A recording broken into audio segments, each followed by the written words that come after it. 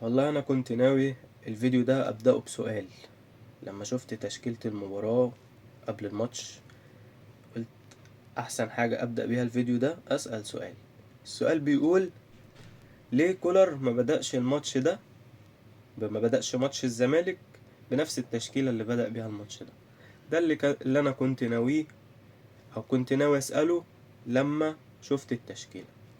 لكن لما شفت التشكيلة على ارض الواقع انا رجعت في كلامي. انا لغيت السؤال ده، هسأل بقى سؤال تاني. ايه ده؟ مين دول بقى؟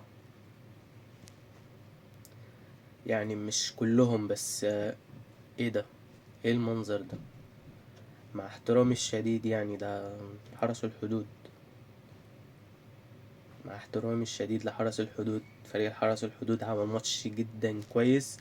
فريق حرس الحدود الحصان الاسود لبطولة الدوري السنة دي.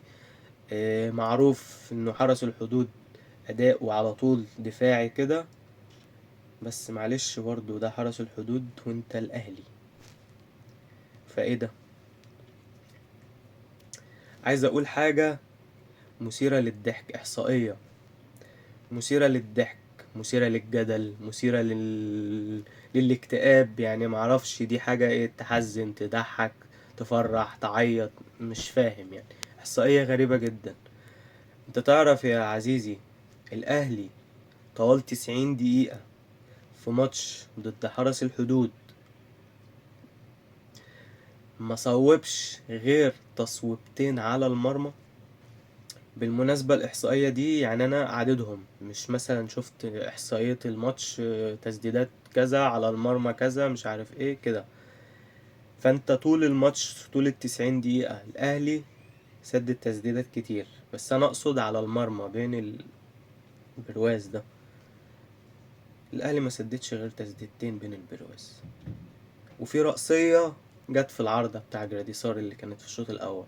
يعني انا مش عارف دي تحسب بين القائمين والعارضة ولا لا، بس يعني لما بلعب بلاي ستيشن وكرة بتيجي في العارضة ما بلاقيش ان دي محطوطة ان هي في البرواز. بس يا عم خلينا نحسبها. 3 تسديدات، واحدة بتاعت جراديسار اللي انا بقول عليها في العارضة دي، وجسوت 2 كمان. عارف مين بقى اللي شاط التسديدتين التانيين؟ اشرف بن شرقي. تسديدة الجون وتسديدة قبلها يمكن ب5 دقايق. غير كده يا معلم ولا تسديدة طوال 90 دقيقة بين القائمين والعارضة. طوال 90 دقيقة دي ضد حرس الحدود في مباراة في الدوري المصري. ولا هتعمل ايه مع ميسي بقى وأصدقائه؟ وهتعمل ايه مع بورتو في كأس العالم للأندية؟ وهتعمل ايه مع الناس دي؟ وهتعمل ايه مع أفريقيا؟ هتعمل ايه كده؟ عرفني بقى، عايز أفهم. يعني نتيجة مقبولة، الحمد لله خدنا 3 نقط. لكن أداء زيرو، زيرو أداء. يعني يمكن مفيش غير جراديسار في الشوط الأول بس، وأشرف بن شرقي في الشوط التاني بس. أي حد تاني بقى في الملعب أداء كارثي. طب هتقولي ما هو ده فريق بيدافع طول الماتش ومقفل وبلا بلا بلا والكلام ده كله. أي فريق عاقل هيلعب قدام الأهلي هينزل مقفل ورا. اي فريق في الدوري، هو من امتى اصلا الاهلي بينزل يلعب فرقة تبقى بتهاجمه او بتفتح خطوطها عليه؟ على طول الاهلي بيواجه المشكلة دي. ممكن مرة مرتين 3 يكسب بلس 90 زي كده، لكن بالشكل ده لا، الوضع صعب. والوضع صعب بالشكل ده مش في المباراة دي بس، الوضع صعب بقاله كام ماتش. يعني انت شميتش نفسك غير في ماتش الاسماعيلي وبتروجيت بس. قبل كده، بعد كده، زمالك عملت ايه؟ النهارده عملت ايه؟ قبل الاسماعيلي وبتروجيت تقريبا 4 تعادلات ولا 5 تعادلات. وده ينقلنا لنقطة مهمة بغض النظر عن أداء اللعيبة وعن المباراة النهاردة. عايزين نسأل سؤال: هل الصفقات اللي الأهلي عملها تليق بالنادي الأهلي؟ بص كده على احنا عملنا كام صفقة، تقريبا 4: أشرف بن شرقي، جراديسار، أحمد رضا، مصطفى العش. أشرف بن شرقي طبعا لا اختلاف، النهاردة جايب جون في الدقيقة 90. هو نزل قلب الماتش، كان بيلعب لوحده، نزل لعب أصلا بيلعب في الجبهة الشمال وهو جايب جون من الجبهة اليمين. يعني تحركات أشرف بن شرقي النهاردة مان اوف ذا ماتش. ده أشرف بن شرقي. جراديسار، هل جراديسار صفقة سيئة؟ طبعا برضو لا غبار على جراديسار وعلى أداء جراديسار، مع إن الشوط التاني اختفى شوية، لكن الشوط الأول برضو اتفرجت على تحركات جراديسار، التحامات جراديسار. جراديسار الهجمة الوحيدة اللي تعتبر هجمة في الشوط الأول كانت من جراديسار، فبرضو جراديسار نركنه على جنب. هنيجي نسأل أو هنتكلم عن لاعبين تانيين: أحمد رضا ومصطفى العش. هل أحمد رضا لاعب يليق بالنادي الأهلي؟ بغض النظر عن هو لعيب كويس أو لعيب وحش أو الكلام ده، هو ممكن يكون لعيب جامد، لكن هل شخصيته تتناسب مع شخصية النادي الأهلي؟ أنا هسيب لك أنت السؤال ده ترد عليه. يعني أنا من وجهة نظري إحنا اتضحك علينا بصفقتين كده، عشان يبقى إن إحنا عملنا صفقات، لكن أنت ما عملتش صفقات غير صفقتين: أشرف بن شرقي وجراديسار. أحمد رضا بقى زي ما إحنا قلنا، هل ده لاعب يليق بالنادي الأهلي؟ شخصيا كده كشخصية، دي شخصية تعمل لك فارق في نص الملعب؟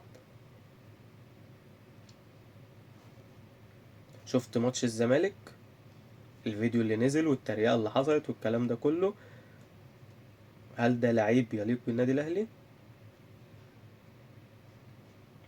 كتير ميس باص في الماتش، كرات طولية بتطلع بره،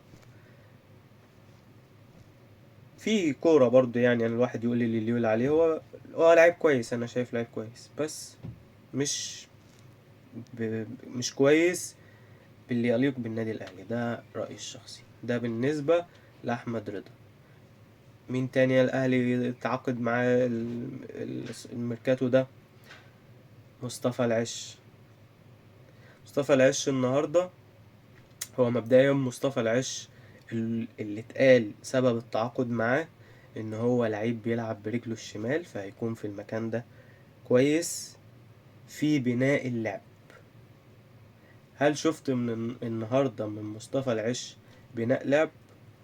هل شفت كرة طولية من مصطفى العش ضرب بيها خطين 3 كده وصلت للعيب قدام، عمل هجمة جهنمية لولبية، جت منها فرصة، جا جون، حصل أي اندهاش؟ هل شفت ده من مصطفى العش النهاردة؟ هل شفته قبل كده؟ كم ماتش مصطفى العش لعبه مع الأهلي؟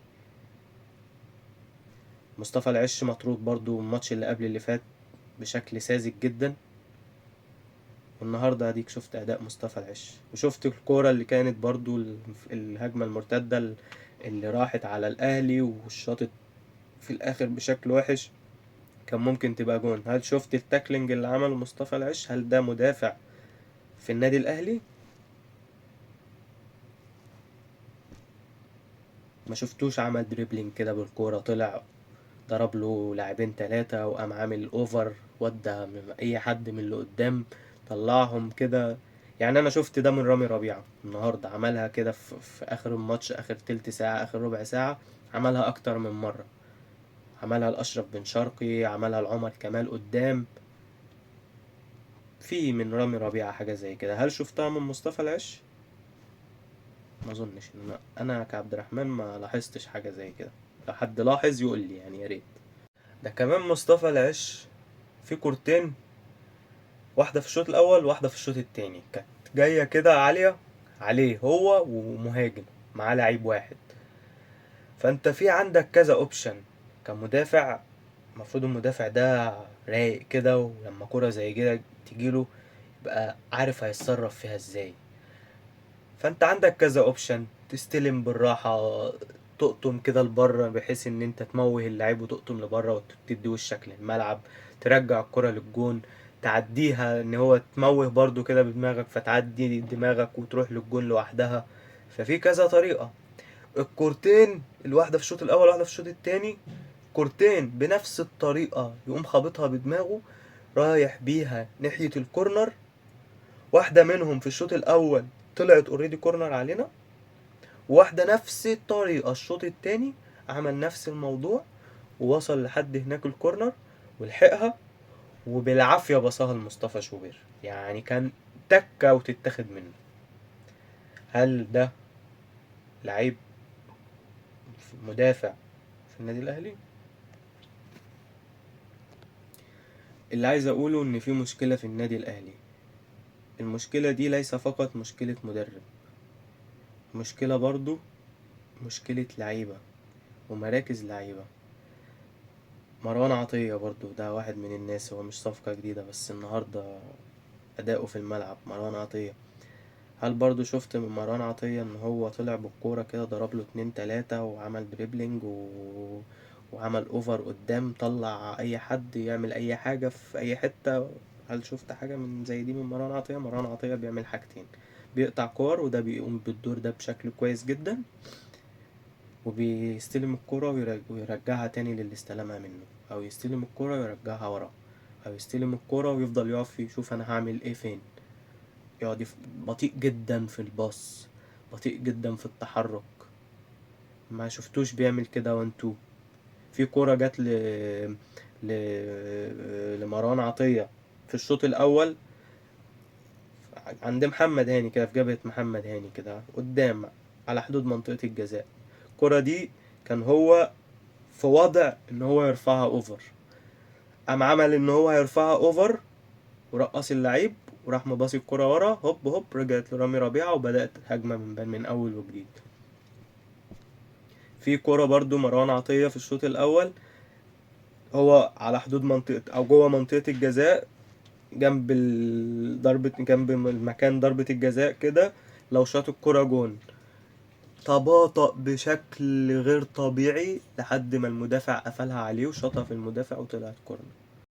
حسين الشحات مثلا، أبو لحية جنان وأبو دم خفيف، اللي ما بتشوفوش مثلا الصور أو الفيديوز اللي بتنزل على صفحة الأهلي، لو حسين الشحات الضحكة قد كده ما شاء الله، بشوش وبيهزر، بيضحك، بيستظرف، بيعمل حجر ورقة مقص مع إمام عاشور، مقالب بقى وحركات واشتغالات وكده. بس أداء بقى هي سحس. امتى شفت مثلا آخر مرة حسين الشحات عامل ماتش جامد من الآخر؟ امتى كده قولي كده آخر مرة شفت حسين الشحات عامل ماتش يقول حسين الشحات الماتش ده كان عالمي؟ امتى يعني؟ تعصر دماغك قوي عشان تجيب الماتش ده، هتعصر دماغك كتير ويا تجيبه يا ما تجيبوش. يعني النهارده كولر على طول الشوط التاني اطلع. فين حسين الشحات؟ مش بس الماتش ده، فين حسين الشحات الماتش اللي فات؟ حسين الشحات الماتش اللي فات كان هو محمد عبد الله الاتنين اللي تحت المهاجم، اتنين ما شاء الله ما يختلفوش عن بعض. يمكن محمد عبد الله كان احسن شويه، محمد عبد الله الناشئ. فين بقى حسين الشحات؟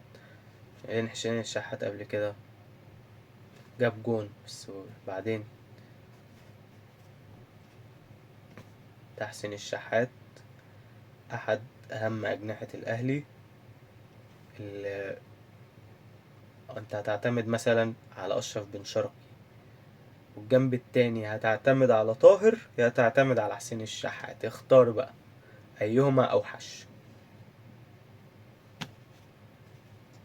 وانا بتكلم معلش برضو مع احترامي مع فريق اسمه حرس الحدود. انت النادي الاهلي في ماتشات عندك في افريقيا، في ترجي وصن داونز وفي بيراميدز وفي هتلاعب انت اصلا الهلال السوداني، وفي عندك كاس عالم للانديه. هل هذه اللعيبه اللي هتلعب معاك كاس العالم تيجة كويسه؟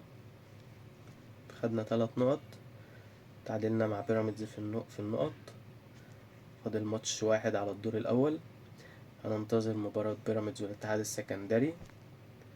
لكن الكثير من علامات الاستفهام على أداء لاعبي الأهلي في الفترة الأخيرة، وعلى كولر برضو، لأن كولر يعني هتلاقي كولر سبب في ضياع نقط في ماتشات، وهتلاقي اللعيبة سبب في ضياع نقط في ماتشات.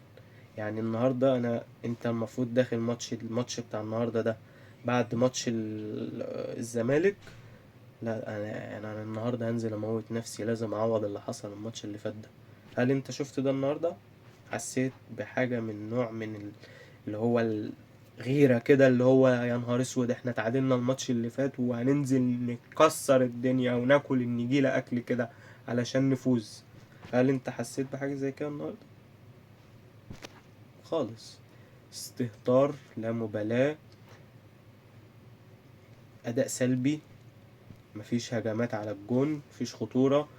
النهارده امام عاشور تصويبات كلها جاله اكتر من فرصة. يعني من ضمن الاسلحة اللي انت بتستخدمها لما يكون الدفاع مقفل، فريق المنافس قدامك مقفل الدنيا عليك، تسديدات.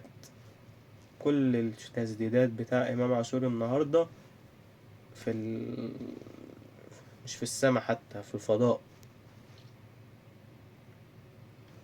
فلا تعليق على اداء الاهلي في مباراة النهاردة. نتمنى ده ما يفضلش مستمر، نتمنى يكون في تعديل على حاجات كتير. يعني تعديل بقى في المدرب، في اللعيبة، في طريقة اللعب، في التشكيل. بس احنا لو رحنا كده بالشكل ده كاس العالم، هيبقى شكلنا بص فضيحة بجلاجل. اللي هو بقى النادي الأهلي نادي القرن وأكبر نادي في أفريقيا ومباراة منتظرة بين الأهلي ورفاق ميسي ويقوموا شايلين لنا 3-4 ارجع يا باشا، شكرا. يبقى كده بص فضيحة لو فضلنا بالشكل ده. لازم نتدارك، لسه معانا فرصة 3 شهور، لازم نتدارك الوضع اللي احنا فيه ده ونفهم انه وضع جدا سيء. وبس. سلام عليكم.